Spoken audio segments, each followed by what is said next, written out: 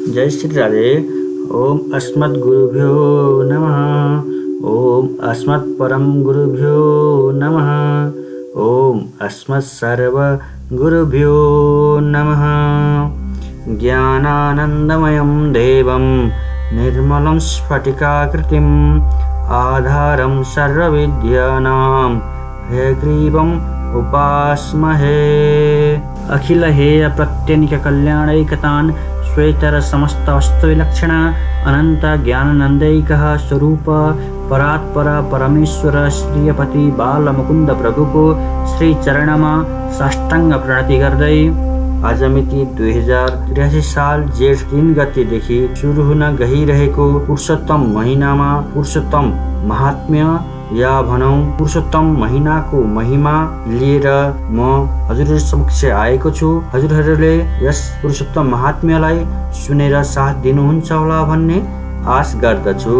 आज भन्दा करिब 10,000 वर्ष भन्दा पहिला नैमिषारण्य नाम रहेको क्षेत्रमा 88,000 ऋषिहरूले विश्व शान्तिको कामना गर्दै 1,000 वर्षसम्म तपस्या गर्नुभएको थियो।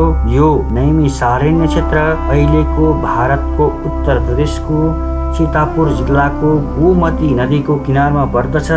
यहाँ असित, देवल, पैल, सुमन्तु, पिप्पलायन, सुमति, कश्यप, जाबाली, भृगु, अंगिरा, वामदेव, बुध, अत्रि, क्रतु, शंकु, धूम्र आदि नाम गरेका 88,000 ऋषिहरूले अनुष्ठान या त भनौं तपस्या गर्न भेला हुनुभएको थियो।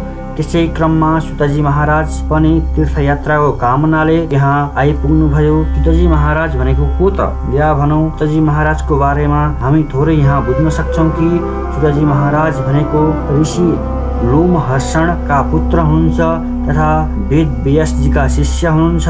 उहाँको स्वरूप भनेको हँसिलो अनुहार भएको, शान्त चित्तको, ऊर्ध्वपुण्ड लगाउनु हुने तथा 12 तिलक लगाउनु हुने, इन्द्रियको इच्छालाई जित्नु भएको, क्रोधलाई जित्नु भएको यस्ता महान स्वरूप हुनुभएको सुतजी महाराज जब त्यस नैमिषारण्य क्षेत्रमा पुग्नुभयो तब सबै 88,000 ऋषिहरूले आफ्नो आसनबाट उठी सुतजी महाराजलाई दण्डवत प्रणाम गर्नुभयो। 88,000 ऋषिहरूले दण्डवत प्रणाम गरी सुतजी महाराजलाई भन्नुभयो कि हे सुतजी महाराज, हजुर ऋषि लोमहर्षणका पुत्र तथा शिष्य पनि हुनुहुन्छ। हजुरको मुखारविन्दबाट हामी यस संसार रूपी समुद्रमा डुबेकाहरूलाई पारी पुर्याउने तथा अज्ञान रूपी अन्धकारले अन्धा भएकालाई ज्ञान रूपी आँखा दिने यस्तो औषधि या भनौं कथाको सार हामीलाई बताइदिनुहोस् भनी 88,000 ऋषिहरूले सुतजी महाराजलाई बिन्ती गर्नुभयो। त्यसपछि सुतजी महाराजले बताउनुहुन्छ, हे ब्राह्मण, हे ऋषिजन, जब म तीर्थटन गर्न भनी आश्रमबाट निस्किएँ, पहिले त म पुष्कर नाम गरिएको तीर्थमा पुगेँ। त्यहाँ आफ्नो नित्य कर्म गरी देवतालाई, पितृलाई तथा ऋषिहरूलाई तर्पण दिए। यसै गरी म गंगाजी पुगेँ, काशी पुगे, गया गएँ, त्रिवेणी गएँ, कृष्णा गएँ। त्यसपछि गण्डकीमा आफ्नो सन्ध्या वन्दन गरी पुलह ऋषिको आश्रममा गएँ।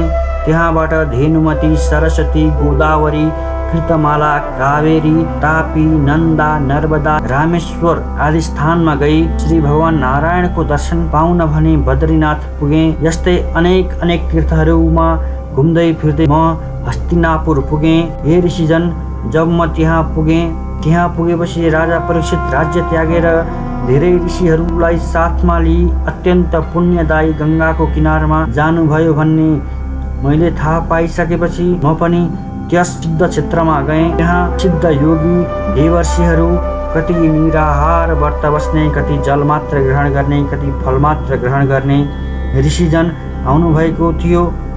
हे ब्राह्मणजन, त्यस समाजसँग केही सोध्ने इच्छाले म पनि त्यस ठाउँमा गएँ। त्यसै बेला त्यहाँ ब्रह्मस्वरूप भगवान महामुनि व्यासका छोरा अत्यन्त तेजस्वी, बडा प्रतापी अनि श्रीकृष्णका चरणारविन्दमा मन लागिरहने शुकदेवजी त्यहाँ आइपुग्नुभयो। यस्ता महान योगीलाई देखेर त्यहाँ रहनुभएको मुनिहरूले आफ्नो आसनबाट उठी साष्टाङ्ग प्रणति गर्नुभयो तथा मुनिहरूले शुकदेवजी महाराजलाई अग्लो तथा उत्तम स्थानमा विराजमान गराउनुभयो। त्यसपछि मुनिहरू पनि सुखदेवजी महाराजको वरिपरि बस्नुभयो। त्यसपछि आसनमा बस्नुभएको व्यासजी महाराजको छोरा ज्ञानरूपी महासागरका चन्द्रमा जस्ता महामुनि भगवान सुखदेवजी महाराजको पूजा अर्चना गर्नुभयो। उक्त पूजालाई स्वीकार्दा ताराहरूले घेरिएको चन्द्रमा जस्तै शोभायमान देखिनुभएको थियो भनी प्रथम अध्याय समाप्त हुन्छ। जय जय श्री बृहन्नारदीय पुराणे पुरुषोत्तम महात्म्ये नन्दिकेश्वरार्थे सुतागमने सुखदेवाख्याने प्रथमस्सभ। श्रीकृष्ण गोविन्द हरे मुरारे हे नाथ नारायण वासुदेव अनन्त वैकुण्ठ मुकुन्द कृष्ण गोविन्द दामोदर माधवेति। यस्तै गरी आज हामीले पहिलो अध्यायको कथा श्रवण गरेका छौँ। अब भोलि हामी द्वितीय दिवसको द्वितीय अध्यायको कथा गर्नेछौँ। जय श्री राधे।